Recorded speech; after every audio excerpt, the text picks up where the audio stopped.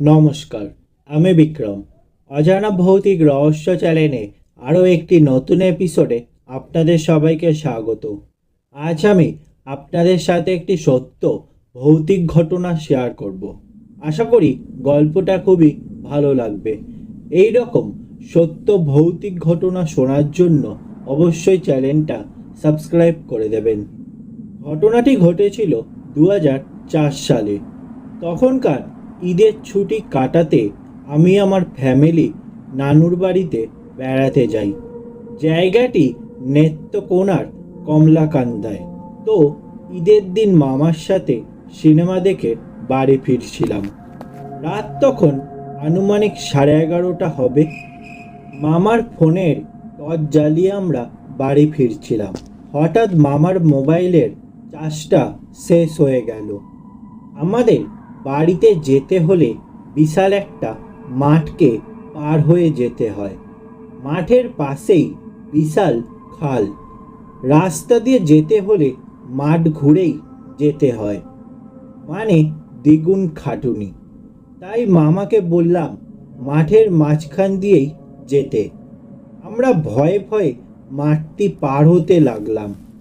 মাঠের কোণায় ছিল একটি পরিত্যক্ত কুঁড়ে ঘর।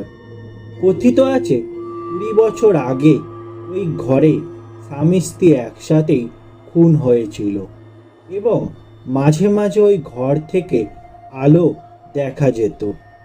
যদি ওই ঘরে কারেন্টের ব্যবস্থা ছিল না।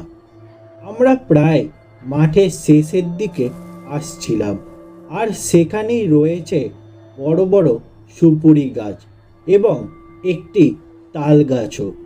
হঠাৎ আমি দেখলাম যে মাঝখানের গাছের আগায় একটি মেছের কাঠি জ্বালিয়ে কেউ যদি উপুর করে ধরে রাখে তাহলে যেমন শেপ ধারণ করে সেই রকমভাবে আগুনটা জ্বলছে। আমি ভাবলাম কি হয়েছে। মামাকে বললাম যে মামা দেখো তো ওটা কি। মামা বুঝেছিল যে আসলে ওটা কি, তবুও আমি ভয় পাবো বলে আমাকে বললেন যে ওটা আসলে আগুনই, যাতে সুপুরি চুরি না হয়ে যায়, তাই ওই রকম করা হয়েছে।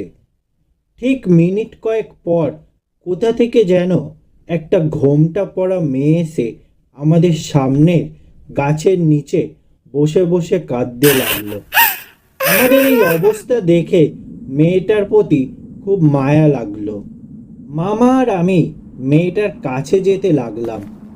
আমি তখন মামার কোলে, কিন্তু যে মেয়েটা যত কাছে যাচ্ছি মেয়েটা ততই দূরে যাচ্ছে। মানে আমাদের মাঝখানের দূরত্ব আর কমে না।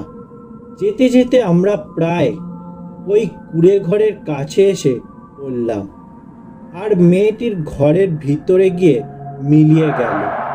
আর বিদ্যুতের বিজলির মতো আলো জ্বলতে লাগলো। আমাদের আর বুঝতে বাকি রইল না যে আমাদের সাথে কি ঘটতেছে।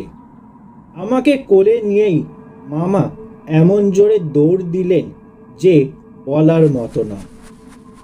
15-20 মিনিট দৌড়ানোর পর আমার নানার বাড়িতে এসে পড়লাম। নানা আমাদের খোঁজে বেরিয়েছিলেন। নানা দেখলেন যে মামার গা গরম করে জ্বর আসছে। তারপর আর কি, নানা নানিকে সব কিছু আমি খুলে বললাম। তারপর মামাকে লবণ মেশানো গরম পানি দিয়ে গোসল করিয়ে কবিরাজ দিয়ে চিকিৎসা করানো হলো। গত সপ্তাহেও মামাকে দেখে এলাম। তিনি কেমন জানি চুপচাপ হয়ে আছেন।